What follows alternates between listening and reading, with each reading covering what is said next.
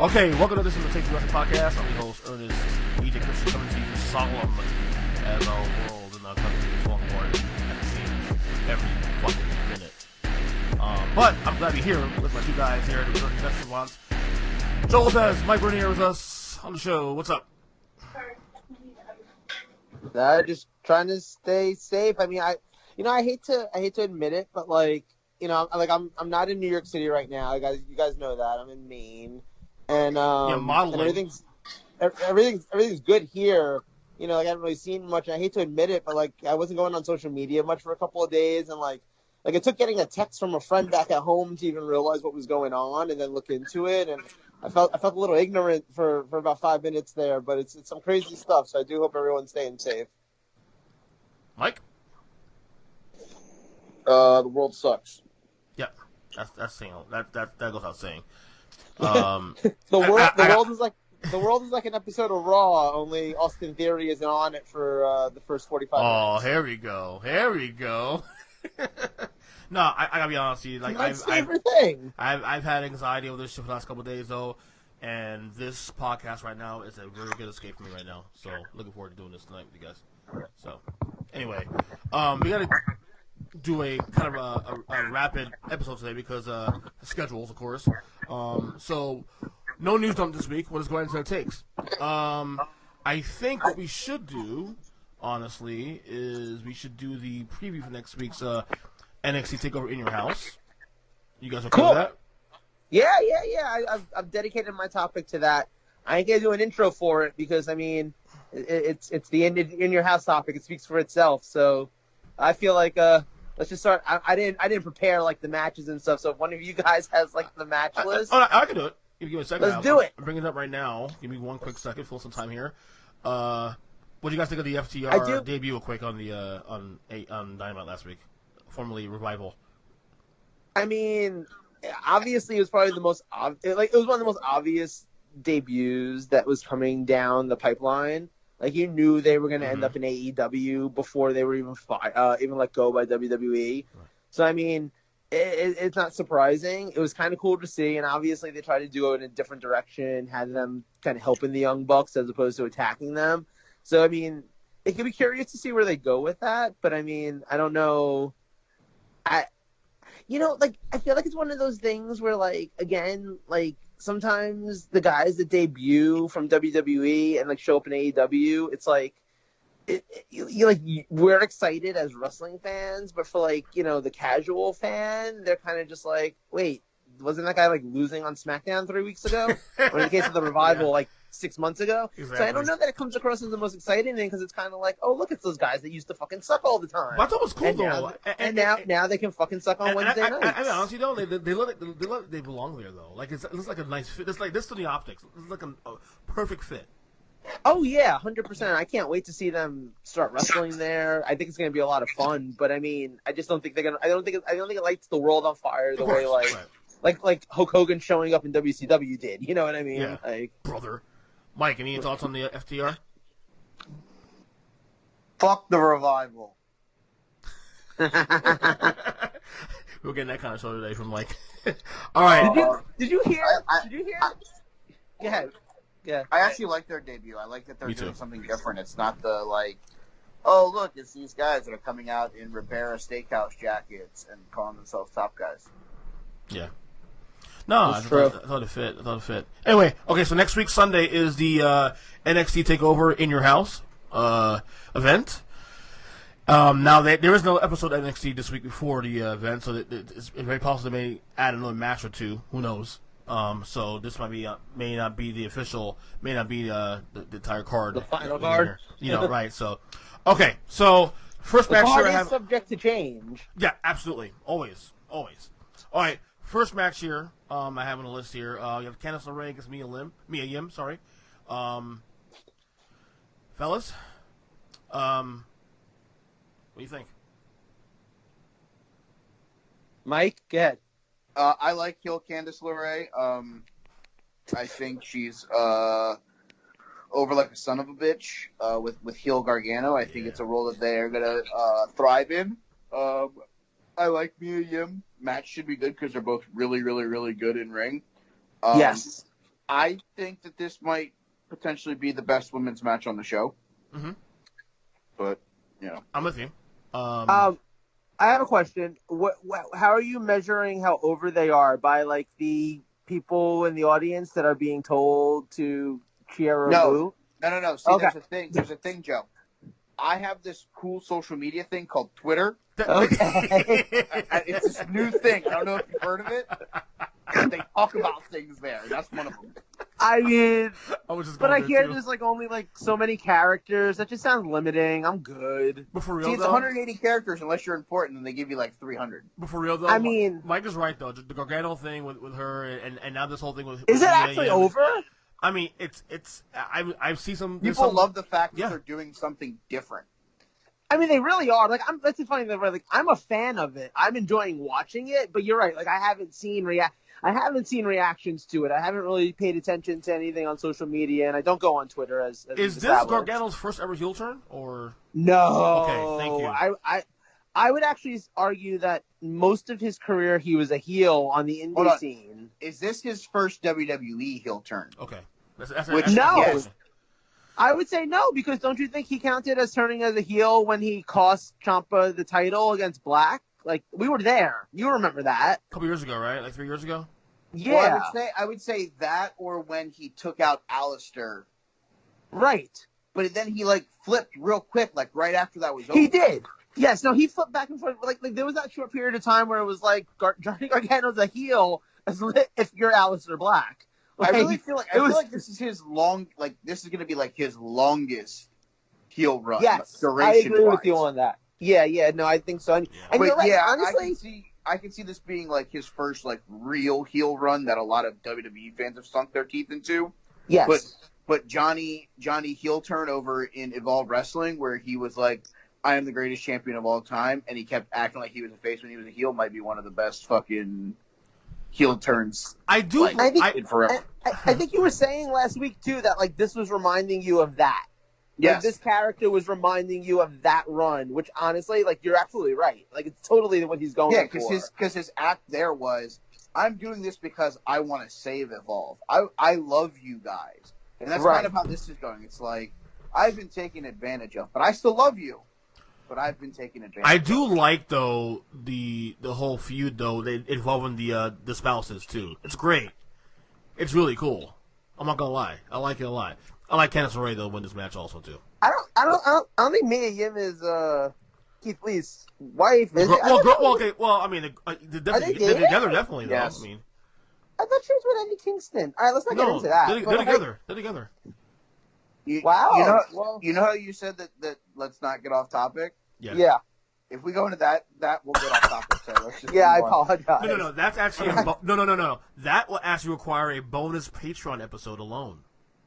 Look, I'll send you a text message later, Joe. Okay. I don't know if we're picking winners here, but like I'm gonna take Candice for the win. That's a sweep. But I'm gonna take Mia Yim for the late night win because she's gonna be basking in that glory apparently. So. Okay. Next match here, we got Finn Balor against Damian Priest. Fellas, Mike, we got this one. Wait, did you guys pick winners for the other one? Yeah, we did. Candice LeRae, Queen Sweep. I didn't pick anybody. Ernest just skipped me. I asked you first. I didn't say Candice LeRae. No, I just said I like what they're doing. Oh, okay. You like the match? My bad. I'll just because it's the easy selection here. I'll take Candice. Candice. Okay. Is this her first heel turn? Like ever? Yes. That's what I thought. And they're married, by the way, right? Those two, Gargano and LeRae, are yes. married. Okay, right. Yes. Okay. All right. So next match I was saying was Finn Balor against Damian Priest. Mike, you liking this one? Is there a way that Finn Balor loses this match? Because whatever it is, I don't see it. I don't either. Yeah, I'm kind of. You know what? I agree with you guys, but I'm gonna be the contrarian here, and I'm going to take Damian Priest for the win because I mean, you know, he's tall and like I mean the thing is Damian Priest is one, and I've said this before. Damian Priest is one of those guys that like I hated in ROH. I could not stand him in Ring of Honor, and then he shows up in NXT, and I'm kind of like, oh wait, no, you're actually pretty good. So I mean, I can see that like Finn Balor's already pretty established. I don't know that he needs the win. Damian Priest could go to a whole next level by beating Finn Balor. I think the priority here, this match here, is to get some Finn dust on Damian. Right, I agree with you. Give him a little push, if you will. I'm not sure if you require him winning also too. You can still get some dust while putting together a really good match here. Right. So I like Finn here, but I think Damian Priest really gives him all he can handle. I hate Damian Priest's stupid nightstick thing. Why? Because it's fucking retarded. A guy that big needs a weapon to beat some guy who's 4'7". Yeah. Real tough, buddy. Real tough.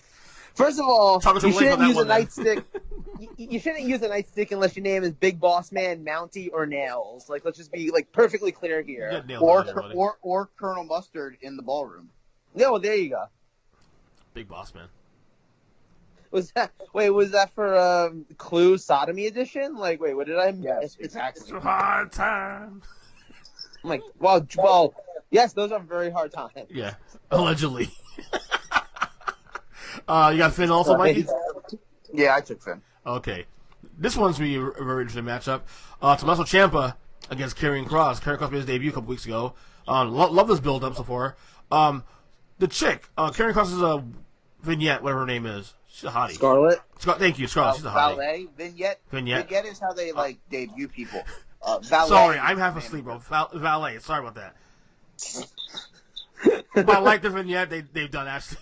They did. But anyway, I like the build of this feud so far. It's a good feud. It's a really good feud. I mean, he made a splash. He did me, 3 weeks ago?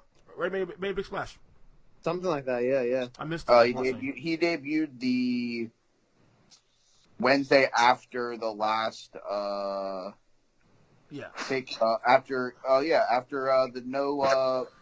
fucking Ciampa Gargano final yes. Better Man. Yes. No more fights. That thing. I kind of like Karrion Kross here. I mean, Ciampa could. I mean, does he really need to win this match? Really? Not really. No, I'm gonna actually say the complete opposite. If Karrion Kross doesn't win this match, you've officially killed him right out of the gate. That's what I'm saying. I don't know any scenario where he can't. I mean, I guess they could do a DQ or a no finish like that, but that would be pretty lame, quite frankly, especially on a takeover. So I mean, I don't see any scenario where Karrion Kross doesn't end up winning this. Although, let's be real here. This is a very off the beaten path takeover. I mean, it's not. I don't know that it's going to be the typical takeover, and I think they're taking a chance with some of the card for that reason. Mm-hmm. I don't know if this was going to be in front of 14,000 people. I don't know that we'd be getting Finn Balor versus Damian Priest.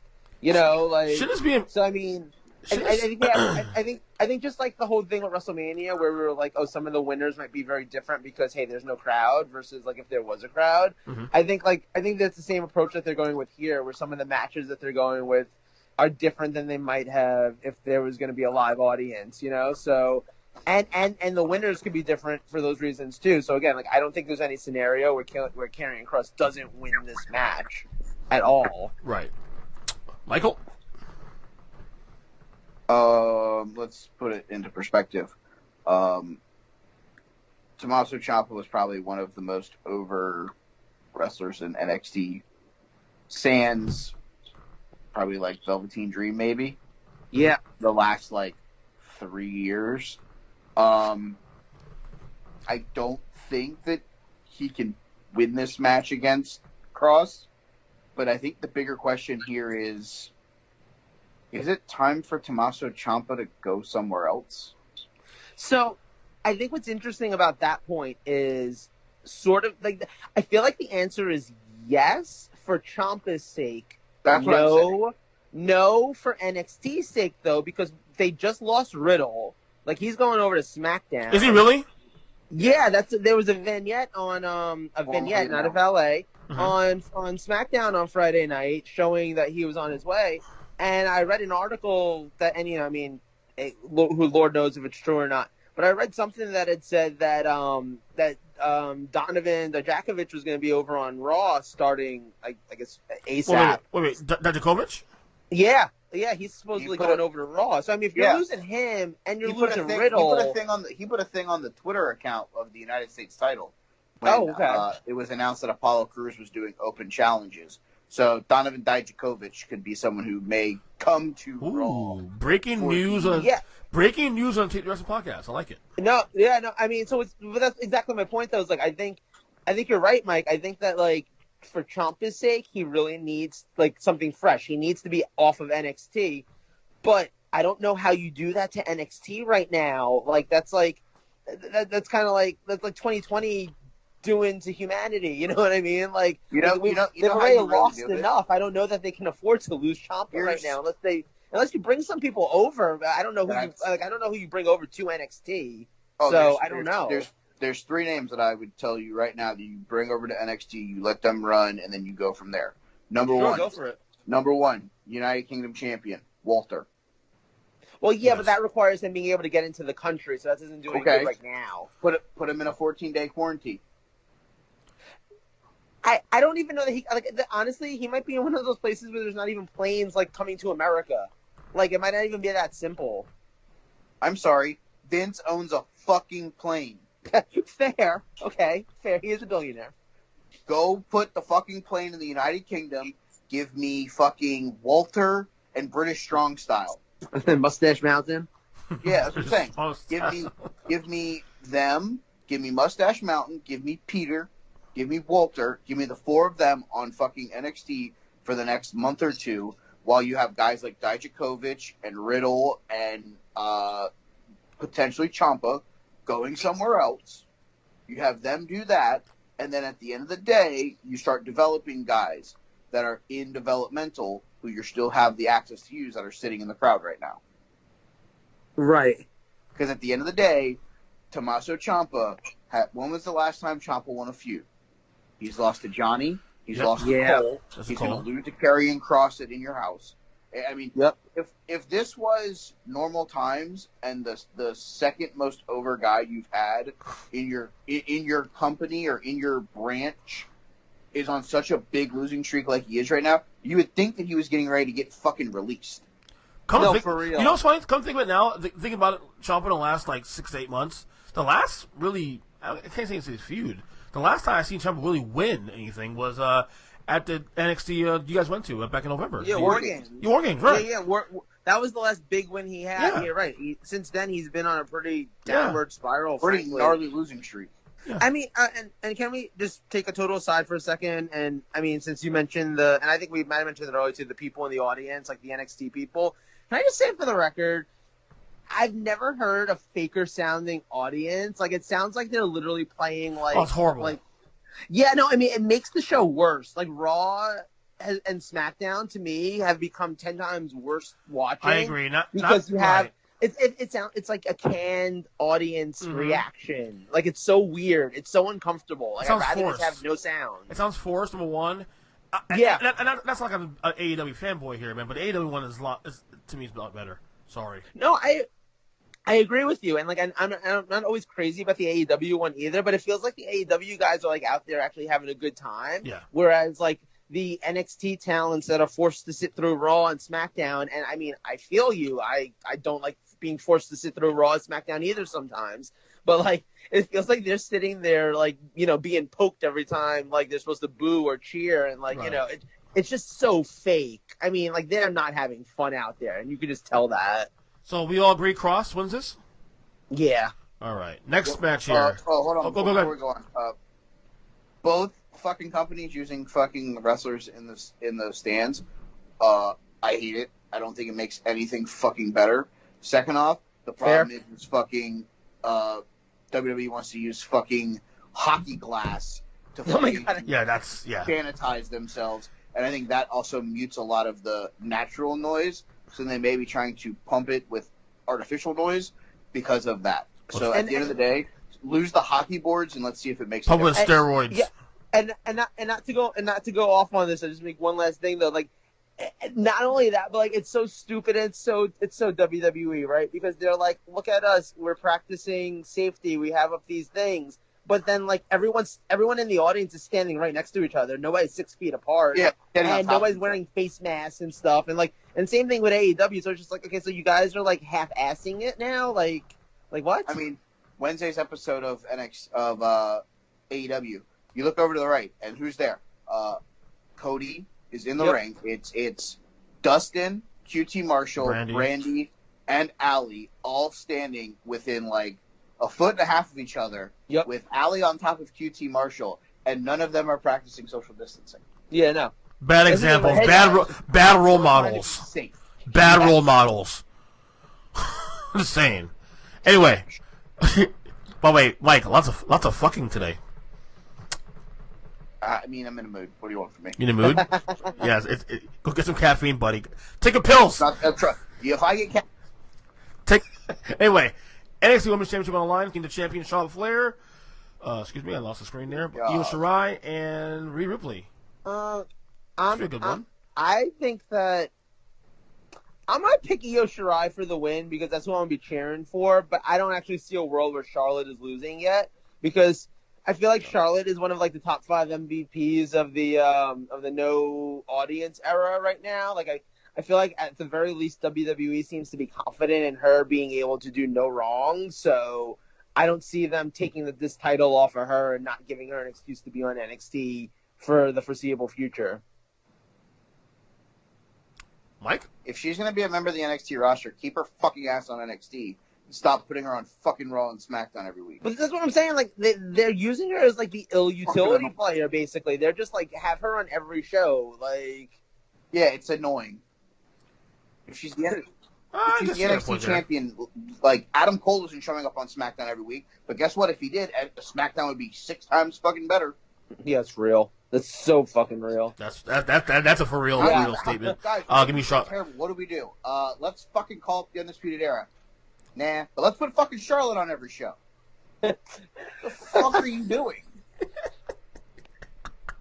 Hey, Carol, get him some caffeine now. I don't want to have caffeine. There'll be more F-bombs. Because Vince is a moron. That's the whole point. I'm taking Charlotte Flair to win this match. See? Fucking... That's XFL goes to tank and Vince's attention's back to wrestling. Wait. Fuck, that sucks. This is a triple threat match. I picked Io. Yes, it is. Mike picked Charlotte. I feel like you have to pick Rhea just so that we can all have a chance. Like, only one of us could get this right, I feel like, at that point. Okay, you know what? I'll do it for the culture. Rhea Ripley. This is for the culture. I knew I'd tell you on something one day. I was hoping it was gay sex, but this will work too. Never on that one, but I still never say never. It's called alcohol. All right, we got the North American Championship on the line between Keith Lee, the champ, and Johnny Gargano. As you said earlier on the podcast about BEM and Candice LeRae, great feud, and this one, another one. I don't know, guys. Too soon to take off Keith Lee, right? Take the belt off him, right? I'll go Lee here, just cause. Yeah, you know what? Then again, I was wrong about Rhea Ripley, though. So I don't know. What's funny to me about this, like, this reminds me of the conversation we had, like, a bunch of episodes ago, where we were talking about, like, what was the bigger, which title change would have the bigger impact from that one Wednesday night, and it was the night that Keith Lee won the title, and then, like, Hangman Page and Kenny Omega won the tag titles, and part of my argument for why I didn't think that the Keith Lee one would be bigger long term was because, like, okay, like, it was a great moment, but, like, then if he loses the title in 2 months, did it even matter? And here we are now, 2 months later, and I feel like he's probably going to lose the title to Gargano, and then did it even matter? And that's just where we're at right now, and it kind of sucks. And I think they're going to have a great match. I think they're capable of having a fantastic match, and I'm looking forward to watching it. But I do sort of think that Gargano's probably going to walk away with the belt. And I don't hate it, but I also feel like it does sort of just like cut Keith Lee off at the knees right now, and that's unfortunate. You think I'm crazy? This whole thing with the girls reminds me of like the Dusty Rhodes, Sapphires, and Macho Kings and Sensational Sherry feud. I was nowhere. I mean, this is obviously better because it's but. This reminds me now. When I saw them do that promo with them, you remember the promo with Keith Lee and me and the pizza came in with 2 slices and all that shit? I don't know. I was getting fucking Dusty Rhodes and Sapphire vibes. I don't know Oh well, why. yeah. I mean, look, Keith Weird. Lee is basically Dusty Rhodes if Dusty Rhodes had actually been black. Like that's. I feel like there's that little bit of character that he has there. You know what I mean? Like he's got that potential, and Yeah, baby, can you give me some? yeah. I mean, look, Keith Lee. I still stand by this. I think we've said this before or whatever, but Keith Lee, I think, is going to be one of like the top stars in WWE for a very long time. I think he has the potential to be like one of the main guys that's like selling tickets, like, you know, drop the rocket ship to him. And unfortunately, and who knows, maybe this is part of the growing pains. Like maybe they need to have him get rid of the North American title and get it onto Gargano so that, you know. And maybe this exact feud too is the spark, because I mean Gargano is you know, obviously Gargano. I mean, you don't get much bigger. Yeah, than totally. Him, so. I mean, look, I'm gonna say this much. I feel like there's a clear indication that they have faith in Keith Lee as a star, because they're not, as far as I can tell as of right now, they're not moving him off of NXT. They know they need some sort of star power in NXT, and they're not moving him. So that says something. I think they're going to be depending on him in some capacity here, but maybe not as North American champion. Maybe he is Adam Cole's next challenger after Velveteen Dream. You know? Right, Mike. What the fuck you picking? I feel like this one's going to have some tomfoolery and some shenanigans involved in it. With that being said, the king of tomfoolery and shenanigans is Johnny Gargano. I'm going to go with Joe. I'm going to say that Johnny Gargano wins the NXT North American Championship, meaning Keith Lee then gets moved to something different. And I don't know if he's going to be the next challenger for Adam Cole, because I don't know if Adam Cole is going to have the title. Ooh, hot take. Post In Your House. I know that he just, I believe, got a child that woke up, so I will transition up. I'm here. I'm back. Okay. I'm back now. Final match that has been formally announced for NXT Takeover In Your House for the NXT Championship. It is the Velveteen Dream. If he loses, he cannot face the NXT champion Adam Cole. Baby. As long as Adam Cole is the champion. I led with it, going with the Gargano take, and I'm going to lead with it again. I believe it is time for the experience to get the title. I will take Velveteen Dream to walk out of In Your House as the NXT champion. I am there with you also too. I got a Dream as well. I'm gonna take Cole. I don't see Dream winning. I love Dream. I love Velveteen Dream. I love the act. I don't know that I see him being like the top guy. I don't know that I see him being NXT champion. And that's not. I think he could get there. I just don't think he's there yet. You know, and I don't think the way you get him there is by just like forcing the title onto him. So I'm not a fan of that. Plus, also too, like Adam Cole's title reign to me just still hasn't run out of steam yet. And I know it's been going on for a very long time. And like, you know, like sometimes the title reign is like that, where like it keeps going, but like it doesn't feel like it needs to stop yet either. So I don't feel like a very long time is a weird way to use it. Joe, it's been going on for a year. I mean, that is a long time though. Very long. Yeah, I think the experience is almost in a spot where this could be the make or break. This could be the first Bret Hart title run, where it was, can he do it? And if he can't, there's bodies there that you can transition to real quick, a la Finn Balor, a la if you want to put a guy like Keith Lee right into the mix. There's guys you can get the belt to that may be more charismatic or more over with the inevitable relaunch of an audience. But I almost feel that at this point, while Adam Cole's run has been great, there almost has to be a change, because at the end of the day, it's the same song and dance with Adam right now. And it's not a knock on Cole, but I feel like the writing, it's just the same thing. He gets into a feud, he feuds with them, they have to go through Fish, O'Reilly, and Strong. They get some weird person to come help them, a la Dexter Lumis in this one. And then like something weird happens. The only other thing that could happen is this could be Dexter Lumis turning on Velveteen Dream, leading to a Velveteen Dream Dexter Lumis feud. Which I kind of almost would like, because I don't know, I'm not feeling the whole Dexter Lumis, but he seems to be a good guy thing. Like that's just weird to me. I think it's funny because he's like a serial killer. Yeah, that's the thing. Like I like the character, but I feel like like I feel like by them having it, it's like, oh look, he's a lovable serial killer. Like it's a very odd tone to try and strike. I'm sorry, like if you're gonna have a character who's a serial killer, like he can't start out as a good guy. Like you at least have to have him be like a psycho for a while and then somehow be like rehabilitated, like they did with Kane. You know what I mean? Like that's about the only way that works. One thing to note about this match too. Also, there's reports, but it may have already been pre-taped in Orlando. So there's obviously the idea that maybe they're going the cinematic road again. Of course, hopefully. I don't think this match would get the cinematic effect. If anything's getting the cinematic effect out of the card, to me it'd be Karrion Kross and Tommaso Ciampa. Good point. point. Good point. I can see it going either way. Also, I could see where if Adam wins, that he could go right into the Keith Lee Adam Cole feud right off the rip there. Also, random question, just because we're still on the topic of NXT Takeover in your house. Do you think we're going to get a tag title match with Imperium making their first defense? No, because I have no idea who they would defend against. Are there any other tag teams there other than another tag team? There's Imperium. There's Burch Era, and Morgan, like Mike just said. That's really no priorities. It's a very small division of tag teams. Because they just moved the Forgotten Sons to SmackDown. So I mean, we right, and then obviously I'm pretty sure the Imperium's only the tag champions because it's like by default.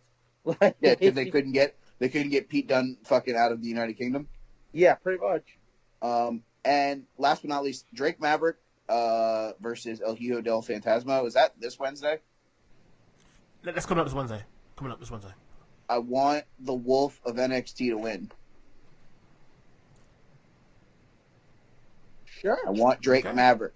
I'm not fucking leaving. Let's do it. And by the way, if he wins, he promised Kushida a title shot. That's cool. So. Like, I just want to see like the guy who's got released win the title and just him grab the mic and be like, I'm not fucking leaving. At this point, there's no way he's actually going to stay released, right? I mean, there's too much of. No, yeah, the dude's over like a son of a bitch. If they let him walk after he wins the fucking cruiserweight title, I would love to see him just bring it to fucking AEW. Like, I didn't hold him. I was fucking leaving.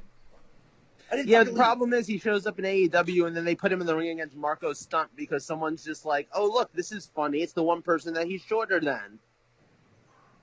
Factually correct.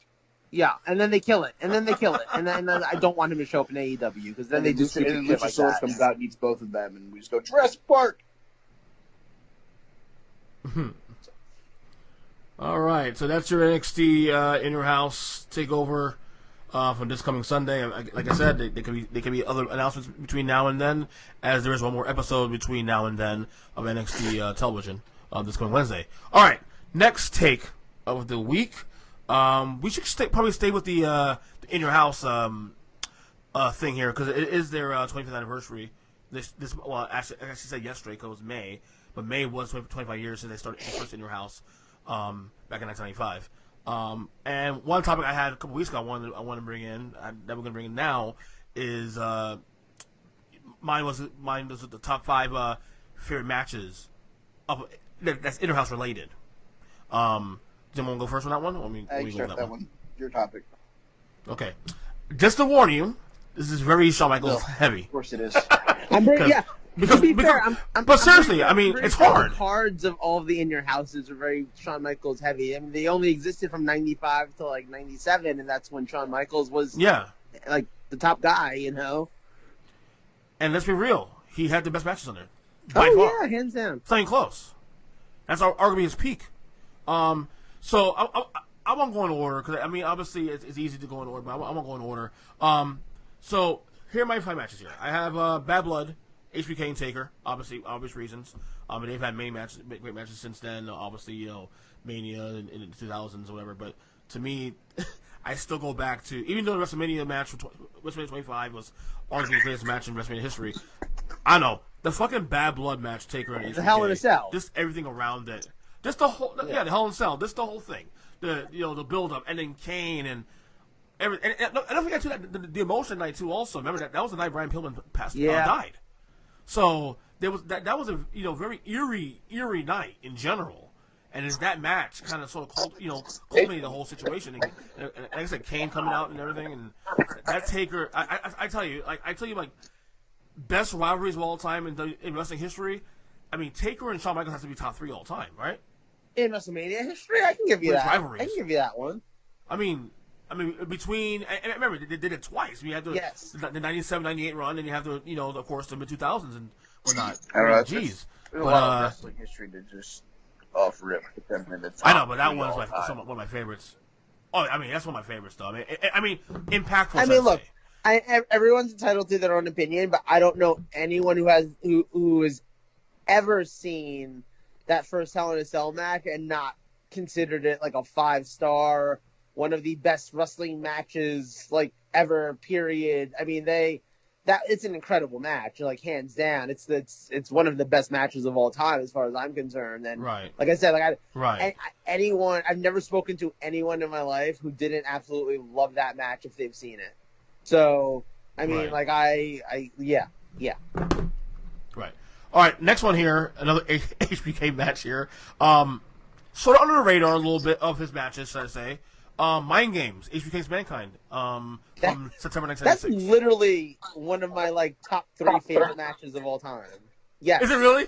Quite literally. And I know it ends in a DQ. I know that it's not the great, people don't like it for that reason sometimes, but for me, it's just a work of art. I love that match. I absolutely. It might be my second favorite match of all time. Really? My favorite match is this ECW match from '96. It was a 4-way TV title match with Jericho, Pitbull number 2, Shane Douglas, and Too Cold Scorpio.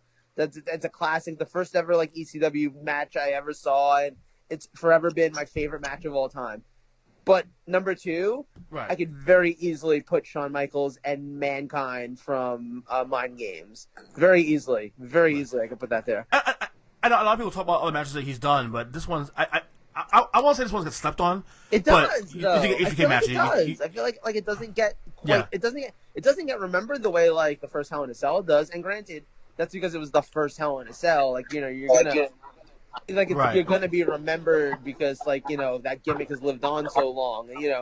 Technically in that sense, there's nothing legacy-wise for, Shawn Michaels versus Mick Foley. But, I mean, it was just an incredible match. I mean, Mick Foley is so underrated. Mm-hmm. Mick Foley is so underrated for his ability to tell a story in the ring. I get it. He wasn't Kurt Angle. He wasn't the world's greatest pro wrestler, but he could tell a story like nobody's business. And this match, and this match is the kind of match where you prove, you take a guy like him who could just, tell a story and is willing to do just about anything to himself, body-wise and everything, willing to, really put himself out there and just, go for it. And you have him go in there with a guy who is one of the greatest pro wrestlers of all time, in Shawn Michaels. And that's the thing, too. He's doing it against who I consider the greatest in-ring performer in the history of the business. I agree with you 100% on that. He's my favorite wrestler of all time. I didn't even know you felt that way. He's in my top 5 personal favorites anyway. But anyway, third one here. I swear this is the last HBK one here. HBK versus Diesel from April 96. Good friends, better enemies. I remember watching this match in real time. And I obviously back then I hated HBK because whatever, just because the whole pretty boy thing. But seriously though, that dude took a fucking beating that night, and still the storytelling of that match too. That was Diesel's I think last match ever in WWE. If I'm not mistaken. Who, Diesel?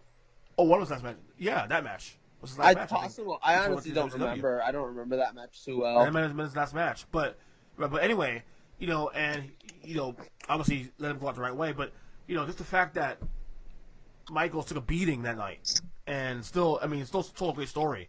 A lot of respect for him going out after that night. I mean, I feel you on that. I mean, he also took a beating that night in the bar with those those army guys or whatever. Maybe he didn't tell as good of a story, so that one doesn't make the list. But I heard he took a really good beating that night too. All right, the fourth they one. They beat him so hard he couldn't find his smile. This one gets kind of under the radar too in terms of great Taker Austin matches. And this is the one from Cold Day in Hell from I think it was May of '97. in your house. That was Taker was the champion at the time. That's when the Hart Foundation got involved in the match too at the end and all that. The whole thing was chaotic for the most part, especially the end of the match. But I loved it. It was great. It was kind of one of those defining era feuds and whatnot. So Taker and Austin from Cold and Hell from May '97, and then the last one here, of course. I mean, everybody knows this is arguably the greatest in your house pay-per-view, probably the Canadian Stampede, and specifically the Hart Foundation against Austin's team. It was Austin Goldust. Was it Ken Shamrock? Oh, Austin Goldust, Ken Shamrock. And wasn't it like LOD? I think the Patriot like also. Was it LOD? No, yeah, it might have been LOD actually in that one too. But that match, obviously, that's probably the best pay-per-view of all. In general, I think that show is so overrated. I think that match is overrated. You think so? Honest, I think it's a good match. I think that's one of those, and it's funny, right? Because like right now in like the no audience era, like here talk about that's a match that gets remembered for being so much better than it actually is because the crowd was so hot. And the crowd was so hot. The crowd was ridiculously hot for that match. The crowd was all in. Three-fourths of the crowd was related to Bret Hart, so I don't know how much that really counts. But like they were all in and just ready to be excited for that match. And it's awesome to watch, and it's a lot of fun. But honestly, you put that same match in front of a crowd in like Chattanooga, Tennessee, and it's a mediocre match at best. Like, I'm just being honest. Well, the crowd is, but to be fair, and Emma, you're correct on that. To be fair, the crowd is the reason why that match gets over. Right. But really, that's what I'm saying, though. Like, remember, that's what's interesting to me, though, because it's like, so if that match took place today at the WWE Performance Center, it's a big old fart in church. But like, you know, the crowd totally made it. But that's why I think it's overrated, personally. Okay. That's my 5. You want to go next? Oh, Mike. I don't have a list. What makes you think I wrote a list? I'll say this. Clearly, my number 1 has to be HBK and Mankind from Mind Games. Mankind. Because I just talked up the shit out of that match. Of course. And number 2 is easily the first Hell in a Cell because honestly, like I almost feel like I really should be putting that at number 1 because like the Mind Games match is a personal favorite. Like I just love it. Mm-hmm. But like, you know, the first Hell in a Cell is a work of art. Impactful. Like the first Hell in a Cell is one of the best matches of all time, as far as I'm concerned. So I mean, like, obviously those 2 are right there on my list. You know, no questions asked. I wanted to this past week really take some time and watch like back some of the old In Your House pay-per-views. I didn't get that chance. I really had wanted to watch like the main event of Final Four because I know a lot of people have said that's a great match. That was really good. Yeah, actually. I've heard really great things. I'm sure I watched it when I was a kid. I don't remember it like that well. I don't know if I'm remembering the right pay-per-view, but was the like steel cage match with Bret Hart and Diesel, where like Diesel got pulled under the ring? Was that In Your House? I thought it was. Or was that just like I believe so. Or something? It might have been. It might have been. Yeah, I honestly don't remember if that was In Your House, and that totally gets on my list. Bret over Diesel via Escape the Cage was at In Your House number 6, Rage in the Cage. Yeah, so I don't actually remember whether or not that match was any good, but I remember that moment when Undertaker comes, like, you know, drags Diesel into the ring. That was cool. That gets on my list just for that moment. I'm okay with putting that there for that moment. That was lead up to Diesel and Taker. Yes. 12, yeah, right? Yeah, I believe so. Okay. Right. Okay. And that's where I'm gonna end my list because, like I said, like I really did want to go back and watch, like, as I think there's only like 27 of these In Your Houses or something like that, maybe even less.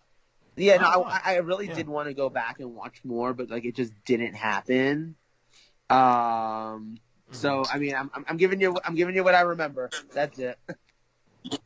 No List Joe. You know what I'm gonna do one of these days? Mike. I'm gonna start a Twitter and then only tweet out lists. Yes. You should. No List Joe. Should be a handle. # No List Joe. Or at No List Joe.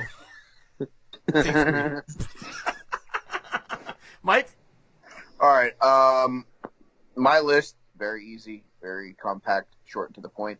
And no, my list does not have the Canadian Stampede match on it because if you watch that match on mute, it's hot trash. It fucking sucks. Hot garbage. And guess what? If anyone disagrees with me, you can find me on Twitter at TheyCallMeBurn.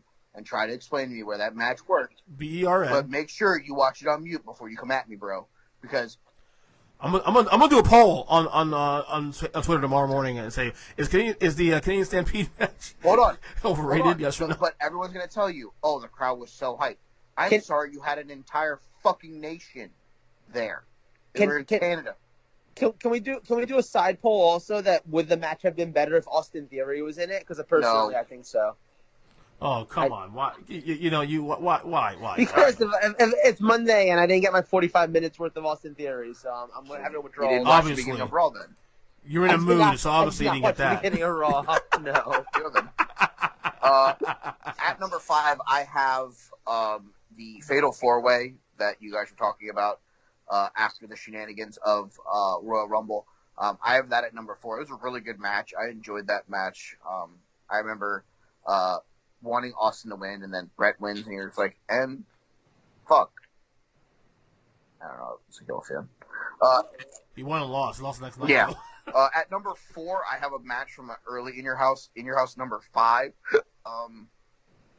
It was retroactively titled Season's Beatings. Took place in Hershey, Pennsylvania. The main event for the WWE title was Bret Hart over the British Bulldog. That was a really good match. I enjoyed that one. That whole show was actually fairly entertaining. It had a 45-second Ahmed Johnson match on it. At number 3, I have the first Hell in the Cell between Taker and Shawn. At number 2, I have the match that Joe has hyped up to no end of Mankind versus Shawn Michaels at Mind Game. I mean, watch that match on mute. It's still fucking awesome. Absolutely. Yeah, And I think I put this one ahead of that just for the spectacle that it was, because it was the first of its kind of like Hell in the Cell. But I feel like this match over time has withstood a little bit better than Hell in the Cell, because now we're throwing bitches off the fucking top of Hell in the Cell. Like, the Shawn Michaels bump was cool, but now you're like, man, fuck that shit. He should have jumped from the top. Yeah. So my number 1 favorite In Your House moment or match took place at the apprehension titled Buried Alive. Mankind versus The Undertaker in a Buried Alive match. Ooh, that's a good one. Ooh, yes. 96, Yep. right? I was like, ooh, that's good. That's good. That's post SummerSlam, right? October 96, because my game's it was September. Yeah, I think that's October 96. That would make sense. Hold on, let me see if I can find it real quick. I'm on the computer. Because SummerSlam is when Taker and when Paul Bearer turned on Taker for Mankind, and then yeah. Because I want to watch that now. I haven't watched that in years. But anyway, I'm feeling something dead there. Yeah, I'm still looking it up. Go fuck yourself. It's okay. Joe, Yeah. fill me in. All right, it was the 11th In Your House. It was October 20th right. of 1996 in Indianapolis. Yep. Other matches on this card included Steve Austin versus Hunter Hearst Helmsley in a 15-minute match. Owen and the British Bulldog defended the tag titles against the Smoking Guns. Mark Mero defended the Intercontinental title against Goldust. An 8-minute Donnybrook between Sid and Vader for the number 1 contender of the WWF title. And then the Buried Alive. With Savio Vega. And then the Buried Alive match between Undertaker and Mankind. Where's Savio Vega, Michael? Savio Vega missed this one. But if you remember correctly, he was not there. He had a random match where he was in the main event as a fill-in in an elimination match at an In Your House. Interesting. Yes, he was. I remember that. He filled in for. He's always Generation X or something. I swear to God, I half remembered him being in the Canadian Stampede match. Like I just remembered him there. Hold on, I'm looking right now at Canadian Stampede. No, I'm pretty sure it wasn't. He may have been part of the DOA. Not the match itself, but probably. No, yeah. That was Brett, Bryan, right. the Bulldog, Neidhart, and Owen versus Shamrock, Goldust, Legion of Doom, and Stone Cold. He was definitely on pay-per-view. I can tell you specifically. It was definitely the In Your House in February of '98 because I watched it not that long ago, and it fucking sucks. It's one of the worst pay-per-views you could ever watch. And I remember that main event, right? It's like DX and like Savio Vega and Steve, and like it was so bad. Versus Austin. Oh my and, God, It's so bad. It's so bad. This whole it's terrible. card, I watched it last year. Actually. it was No Way Out of Texas in your house. Was that right? Was it February 98? February 15th of 1998. That's correct. That's pre-Mania 14. Right. The whole card for pulling that one off. This card is atrocious. Headbangers against the artist formerly known as Goldust and Mark Marrow. Taka Michinoku defends the light heavyweight title against Pantera. The Godwins versus the Quebecers. Mm-hmm. Justin Hawk Bradshaw versus Jeff Jarrett for the NWA North American Heavyweight Championship. Oh my God, I can't believe I'm going to say this next match out loud. The highlight of the entire show, honestly, is Austin stunning China. That's it. The next match is a War of Attrition match between Ahmed Johnson, the Disciples of Apocalypse, which is 8-Ball, Chains, and Skull, and Ken Shamrock versus the Nation of Domination, which was won via submission. What the fuck is a War of Attrition match? I mean, it involved Ahmed Johnson, and I feel like that's fitting. Yeah. Kane versus Vader, and in the main event, it was Cactus Jack, Chainsaw Charlie, Owen Hart, and Stone Cold versus the Outlaws, Triple H, and Savio Vega. Who was subbing for Shawn Michaels. Go ahead. Correct. Yeah. This is where you can argue there are parts of the Attitude Era that I love, and there are parts of the Attitude Era I think is fucking grossly overrated. No, there's a lot of it that's really overrated. I mean, look, prior to like midnight, like about WrestleMania 14, WWE wasn't all that great in '98, and then WrestleMania 14 happens, and then they go full tilt with Austin McMahon, and then it's actually like the greatest thing ever. But they build the Rock, they build Triple H. It's a rough couple of months, and I just watched this not that long ago. Yeah. I rewatched it not that long ago. It's a rough couple of months getting up to that WrestleMania. Mm-hmm. Yeah. Hey, well, I think Sean not being there too. Sean's injury also hurt a lot. To be quite honest. Yeah, I agree. Sean getting hurt Royal Rumble in January and having 2 months to wrestle, that really hurt, honestly. But okay, that's what anyone else picks. All right, last topic for the day, Mike. Bring us all on. right, so last week's episode, I think this topic got some rave reviews about 5 moves that you could make to change WWE if you were in the booking committee or whatever the fuck you want to call it. So I thought, you know what? Let's stay with that. Let's go to the other company that's taking over North America.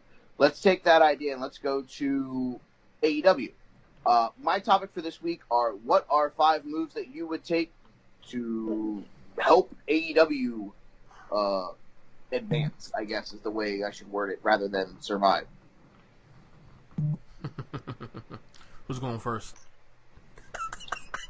We have this shit every week, dude. Who's going? Okay, fuck it. I'll go first. First off, I've been grabbing for months and months and months on this shit. I'm gonna say it again. Please change your fucking belts, all of them. AEW title. Well, the tag title, okay. AEW title, women's title, the gross TNT title. Change the belts. Do a redesign, please. I hate them all. Number 1. Number 2, and this is actually, current and impactful for this week's episode of AEW Dynamite. Make Kip Sabian and Jimmy Havoc your new tag team champions. Okay? Number 2. Number 3. Split up Adam Page and then Ken Omega and turn Omega heel. I'm tired of the Omega Page team. This is split them up. I want him to go solo again. I think Adam Page is a better babyface anyway than. And you guys keep saying Omega's great as a heel. I want to see it. He really is. I really want to see it too. I'm there with you. Well, fuck, I want to see it. All right. Number 4, make this a priority now. Please put. And look, it's a lot of fun with Inner Circle doing what they're doing, and I love them. I love the faction, and they might be one of my all-time favorites when it's all said and done down the road. But please put Santana Ortiz back in the tag title picture, please. Yeah. Please. Those guys are too. I mean, dude, I know they're heels, but they feel like they fight to some degree. I don't know why. They did dead too. ass forgot that they were a tag team for a minute. I like they're just part of the inner circle at this point. You're really right. The fucking the the Ortiz when he does a little scratch, a little cat. Yeah, yeah. That thing he does, I love it. It's fucking great. They get it. They fucking get it, bro. And finally, the last change, honestly, is for me. Change Penelope Ford's name to Penelope Cruz, please, because me. That's why. Right. That last take was trash. Penelope Cruz. Hey, it's my take. It's my brand. Fuck you. I wouldn't watch. Ratings, baby. Ratings. All right. Who's next? I guess I can go unless Mike, you want to go. I'll bring it home. I'll bring home the bacon. All right. Well, all right. Give me 2 seconds. I will answer. Okay, so 5 moves, right? Well, you know my number 1 move. It's pretty obvious, right? Because I've mentioned it before. Put the world title on Sammy Guevara? No. I mean, more Sammy Guevara is obviously a big thing, so I will put that on my list. It wasn't my official number 1, but like more Sammy Guevara. Like honestly, like I think the more of him on TV, the better. And I'm not even saying like I am sort of we all know I'm saying that from the point of view of he's hot as fuck, but also too he also really is kind of one of the more entertaining people on the AEW roster. I agree. Like he has like figured out every single way that he could possibly get himself over. Like, he's the only one. There's moments where they're like, hey, you're going to be on screen, but like no one's going to be able to hear you because there's going to be commercials. And he's like, bro, I got this. And brings out like, caricatures of people or like, like a promo written out on construction paper or whatever you call that. Right. Like he's working.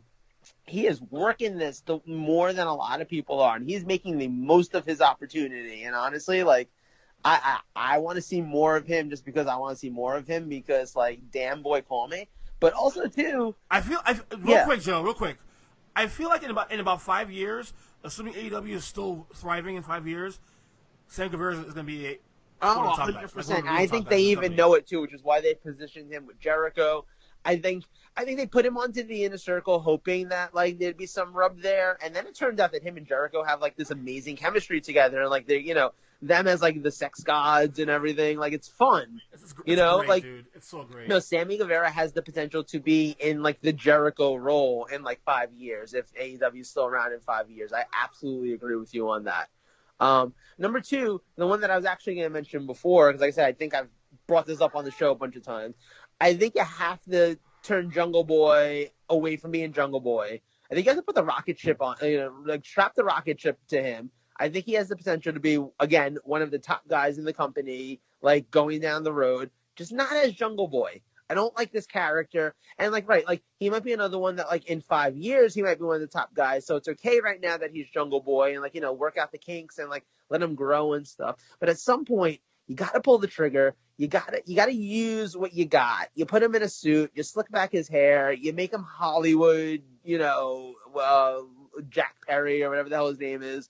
You roll with that. I mean, how many pro wrestlers' fathers are like Luke Perry? You know what I mean? Like you go with that. You don't hide it. I have to agree. I think Jim Ross said that like forever ago about Jungle Boy. It's like why are you not acknowledging the fact that like your dad was like one of the biggest stars of 90s television ever?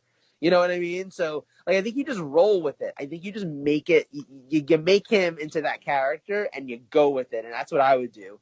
Number 3, I would definitely turn the Young Bucks heel. Definitely turn Kenny Omega heel with them. Give me a heel elite. I really need that in my life. Oh, I've said that for a million years. And honestly, now that they've brought the FTR in and don't have them instantly as heels, I feel like you can even make it work even more now. Because like you had them come in and instead of going right after the Young Bucks, which would have been a very heel thing to do and very much gotten the Young Bucks some face attention, you didn't do that. You went in the direction where they kind of were like, playing it cool with the Young Bucks and like, maybe we're your friends. So again, just like how everyone's been expecting Hangman Page to be the one to turn, and I think it'd be a great twist, great little twist if you have Omega turn instead. Everyone's going to be expecting FTR to turn. So what if you have the Young Bucks turn on them? What if you have that feud, but the Young Bucks are the bad guys? I think that's more fun. I think there's more money in that personally. So that's what I would go with. So there's 3. Number 4, you need to fix the announcing situation. Like the announcing it's gotten better in parts. I personally really enjoy Excalibur and Taz the most of all the announced teams that they have and that they try. Whenever they're on Dark together, I really enjoy them as announcers. I I respect Jim Ross more than like I can possibly like indicate. I really don't enjoy him announcing an AEW. I really feel like he's just so out of his like element, you know, it just doesn't work for me. And he brings down like to me, he doesn't add to it the way that like I think they're hoping that he does. I'm sure he does like behind the scenes with all his experience and stuff. And you know, and yes, and he has name value and all of that. And he's a great guy, and I feel bad actually saying all of that, but like he just doesn't like to me he takes away from the announcing because like Excalibur will say something like interesting or cool, and Jim Ross will usually respond like your grandfather does, where he's like, I don't even know what the fuck you just said. You know what I mean? Like I feel like Jim Ross's announcing is like that time that I was at my grandmother's house for dinner, and my cousin Lisa was like, hey, Grandma, do you know what friends with benefits are? And Grandma was like, yeah, they have Blue Cross. Like, that's what I feel like Jim Ross's announcing is half the time. He's like, doesn't get any of the jokes or anything that like Gallagher is making. And Tony Schiavone, like, kind of like ends up sort of like I feel like Tony Schiavone could get it with Excalibur, but then Jim Ross turns around and is like, no, you have to be on my side and like be an old man who doesn't get this either. And then like it's just a weird dynamic with the 3 of them that just doesn't work. So like I would honestly just break that up, figure something else out. Last but not least, make this really easy. Put the world title on Brian Cage and let's just fucking go. Is that That's because it. you don't want the I have title on nothing else to Moxley say about anymore, that. or Huh? is that because you don't want the title on Moxley anymore? You know what? I don't mind the title on Moxley. I really don't. But I think Brian Cage could become like your top fucking. He could be your top guy right now, and it would be shocking and it would be unexpected and it wouldn't hurt Moxley. I think Moxley could recover from that. I don't think Moxley needs to be the champion. They don't even have anything really interesting for him to do with the title. He beat Jericho, and then he had nothing to do. He disappeared off of TV for a couple of weeks. He came back and had an empty arena match in an era of empty arena matches that wasn't even good against Hager. And then yes, he had a really good match against Brody Lee, but let's be honest, like that they pulled out of their ass because they didn't know what the fuck else to do with Moxley. He doesn't need to be the champion. He needs a good feud. He doesn't need to have the title to have a good feud. Really want to make an impact right now. No pun. I think you put the title on Brian Cage, and I think you let him just fucking destroy bitches. Get his shit Mr. in on GMSI? everybody on that roster. Oh, Mr. GMSI. Get my shit in. All right. All right, My 5 takes. Very, very outlandish on some of these. I already know the kickback I'm gonna get. Number 1, the death of the Elite. Yeah, I'm with you there. I actually agree with you. But Annoying. it's a different kind of death. Obviously, the Golden Elite, Kenny Omega, Matt and Nick Jackson, the Young Bucks, stay together. Adam Hangman Page goes and does cowboy shit by himself. That would be Bob. But then that leaves a very, very, very specific person to do something. That is the American Nightmare, and that is Cody. You watched his promo this past Wednesday on Dynamite. There was a very specific gesture that Cody made during that. And it was the 4 of the 4 horsemen. Ooh. Talking about his coach, the Enforcer, one of the founding members of the 4 horsemen, Arn Anderson. Give me the modern day 4 horsemen of the American Nightmare, Cody, FTR, and a 4th member who I've been going back and forth on who I want to add to this, because I'm like, you have your Ric Flair and Cody. You have your Tully and Arn with Dax and Cash. So I've been going back and forth on who I want to be the fourth member. Ooh, take your guess, and then I'll announce who I would put in there. Sean Spears? Well, it's not QT Marshall, Sean obviously. Spears? Not QT Marshall. I went back and forth on Sean because of Tully. Okay. Sean is a guy that I think would kill in that role, and it would give him focus. Yes. It would give him focus. It would give him something to sink his teeth into, rather than being 35 different characters. Because I've said that from the beginning. I think Sean Spears, with this being 35 different character thing, is really going to tire out Sean Spears in AEW. Yeah. So Spears was definitely somebody on my list.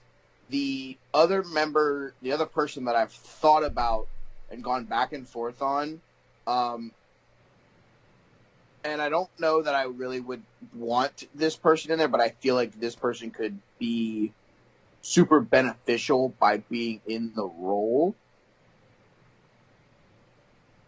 I don't know if I want to pull the trigger. I'm almost talking myself out of it right now. Oh, say it. Oh, trigger. Trent. I'm down for that. I love Trent. I mean, I love him too, and I think And he's wasted. Put him with Cody. Put him with those guys. He could be a TNT champion while Cody's fighting for the world title that he inevitably gets his opportunity at. Yeah. For now. No, what I'm saying, Cody's inevitably going to get a chance at the AEW world title. It's just a matter of when, not if. I think we all understand that. Another year from now. So Trent's a guy that you put him fighting for the TNT title while Cody is fighting for the world title. It just gets them over even more. And I think it gives Trent something to really sink his teeth into and to become a even bigger part of what is going on. The only other person that I've sat back and really thought, like, if you put him in this, that you could either figure out what he really is going to be or figure out that he really needs to go, and then it gives you someone that they could turn on and beat up, kind of like what they did with Sting, when Sting kind of joined the Four Horsemen for like 13 minutes. Yeah. And that person was Joey Janela. Ooh, I don't like that. I get your point. I get where you're coming from. I'm not that sold on Janela. No, I'm not either. That's why I inevitably didn't put him in the group. I'm saying to play the role of, well, if the Trent thing doesn't go over well and they jump Trent, they kind of try to do the same thing with Janela or something like that. Or you go the other route of it's another guy from WWE, and it becomes kind of like the ex-WWE guys against Zack Ryder. Brian Myers. Yeah. Rusev, if you can get him under contract. They need to get Rusev under contract like ASAP. Number 2, sign fucking Rusev. There we go. That Nice segue. It was easy. That one was real easy, guys. We figured that one out real quick. Yeah, nice tease, Michael. Bring that guy in. Bring him in ASAP. He's going to be over to the fucking moon. He's really good in ring. I don't think he got a fair shake on his in ring work. A lot of people didn't think he was that great in ring. I think they're living under a fucking rock. So yeah, I think you add him. Number 3, your next tag team champions are part of a newer faction that hasn't been used because of the pandemic, and that is Death Triangle. Give me the new tag team champions of Pentagon Jr. and Rey Fenix. I'm down for that. I'm down for that too. Some fresh. My 4th one, and this is probably going to surprise some people, because hey, it's what I do. I personally would go out and I would hire the best female wrestlers that you can get, that may be free agents or may have contracts expiring, a la Allison Kay, Shaz McKinney, Tennille Dashwood, and I would revamp the entire women's division. Yes, I would keep people like Allie with Butcher and the Blade and the Bunny and the Marshall thing. I'd keep Bea Priestley for how good she is in the ring. I'd keep Big Swole. I'd keep Sheeta. I'd keep Britt. I'd keep Statlander. Penelope Cruz? Yeah, I'd keep Penelope Cruz. But Emmy Sakura, I haven't been seen or heard from in 2020. Since the the Nightmare Collective, I'm okay with that. Is gone. You get rid of Mel. Nyla Rose is a fucking travesty in the ring, waiting to fucking happen. All the Japanese girls they've gotten to come on are basically fucking AWOL. Bring over, get some new talent in there, get some life into that. And I'm not saying that any of them have to win the title. I actually like the title on Oshimi on Hikaru Shida. So I think you're okay with that right now. But I feel like they need to put some life into the women's division. If not, it's inevitably going to be a downfall to the company long term. And my fifth one is going to be one that I think you guys are going to be very, very surprised that I'm going to go with. It's going to involve MJF. Of course it is. And I want to puke just saying it out loud. This suspense is killing me, Mike. Go MJF ahead. wins the title at All Out. From Moxley? Yes. All Out is in August, September. right? September, right? So, okay, can I admit something? He wins the title like after MJF. Wardlow helps him. Yeah. Of course, okay. Wardlow. I really like MJF. I'm really having a hard time getting behind him ever since I realized that him and Jungle Boy are the same height. And I know that's stupid, and I know that sounds really unfair, but, like, I swear to God, like, I was watching Dynamite this past week, and, like, MJF's promo and everything, and I was just like, but you're the same height as Jungle Boy. I can't take him as seriously anymore. I really wish they never put him in the ring with Jungle Boy or gave him lifts or something. Like, they just... See, here's the thing. Here's the reason why, and the MJF thing is a long-term thing, and I'll go into detail on my thought process. MJF 8-0 in 2020. He beats Moxley after Moxley beats Brian Cage at Fyter Fest, whenever the fuck that is.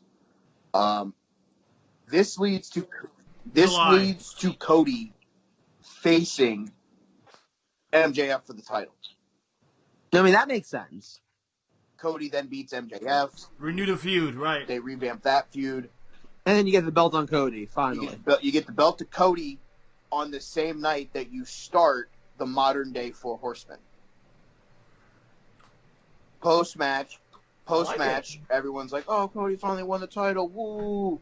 And then out comes the Revival, out comes Beretta or whomever the fourth member is, whoever it would be at that point. And that is when the modern day Horsemen ride out. I can get behind that. I think it's just one of those things where it's like, oh, and another like an honorable mention, and it's gonna sound really weird, and it's whatever. Figure out what the fuck you're doing with Jake Hager. You're wasting him. They're wasting Jake Hager right now. I mean, they're kind of also wasting Pride and, like, Ortiz and Santana. I was going to say call them Pride and Powerful, but I hate that fucking name. I mean, I sort of almost feel like it's gotten to the point where the Inner Circle, like, isn't quite giving the rub to these guys. Other than Sammy, I feel like the other three are just kind of wasted. And then other like little things that I've like picked up on that, you know, just going over some stuff. When inevitably is going to be the time that Alex Reynolds and John Silver figure out what they're doing with the Dark Order. You're supposed to join the Dark Order to win matches because you've been struggling. Neither one of them have a win in AEW. I'm annoyed. I'm annoyed that when they wrestle, they don't even wear the mask. It's like, y'all are just fucking killing the gimmick. Darby Allin is 500. He's 11-11-1 in AEW.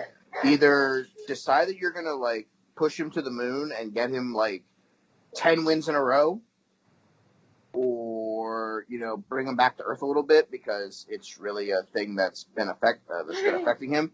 And also mentioning the pandemic situation, if I could get the pandemic to go away, the tag team champions would be Evil Uno and Stu Grayson right now, because I think that them having having a title would help the Dark Order.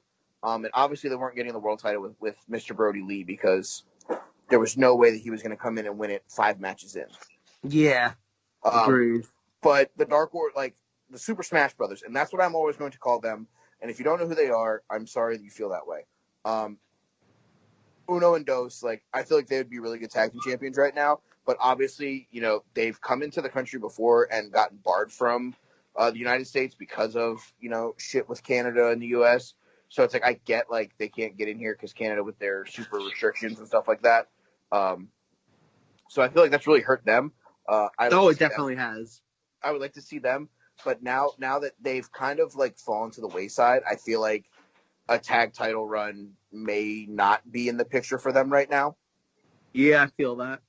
I can see like the Best Friends maybe winning it to start the split up of Cowboy Bebop, but I think inevitably probably might be Kip Sabian and Jimmy Havoc. I hope so. All right, here's the MVPs, man. We gotta go. I gotta put the baby here. MVPs for this week. I'll go first. My MVP this week. I gotta tell you, even though they lost the Stadium Stampede match last week on the pay per view, dude, the Inner Circle they're just so entertaining. They get it. Like, obviously AEW gets it. Like, it's wrestling, it's fun, it's comedy. The Inner Circle and that pep rally, aside from Mike Tyson's awkward little thing at the end of the show, the Inner Circle, man, they're fun as hell, man. I love watching them. I think the chemistry between all five guys. I mean, look, yeah, at some point we got to get some of those guys back to getting some shine on themselves, like Ortiz and Santana Ortiz, and then of course Sammy Guevara. But as a collective right now, it works and they're fun and they keep me engaged, and that's all that matters. And the Inner Circles has been great last week, especially too. So they're my MVP this week. Joe? My MVP this week is Britt Baker, DDS, because I just feel like the girl just needs a win. I mean, the poor girl got injured. She can't wrestle. She probably can't dentify. I don't know. I don't know what you call that. She can't practice dentistry. There you go.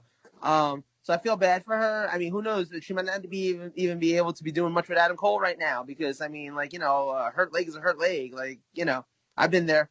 It's not as fun. So I feel like she needs a win. So, Britt Baker, I got you, boo. I'm going to pay homage to Joe Lopez here, who's done things like taking Lana's dress, her gay lover, and Hiroshi Tanahashi's ponytail. My MVP this week happened earlier tonight on Monday Night Raw, if you guys were watching. If not, feel free to watch it on your DVR. My MVP for this week is Zelina Vega's heel. Because as she's walking to the ramp, after the disqualification in the Kevin Owens versus Apollo Crews U.S. title match, as she's walking, if you're watching the ramp, her heel gets stuck and she almost goes down. Oh, wow. I missed that. So literally, you see her, ankle, buckle, and you see her almost fall because she's wearing 37-inch fucking platform heels. So, sis, chill the fuck out with the heel. Don't break an ankle over it. But your heels win the MVP for me this week. For the culture, baby. For the culture. I think this was filmed. This was filmed before all the culture shit occurred. By the way, I guess. Just saying. All right, guys. For Joe, for Mike, till next episode. Great show today, guys. We'll talk soon. I'm hungry. Right? Me too. Goodbye. I'm sleepy. Night. Okay, bye. Bye.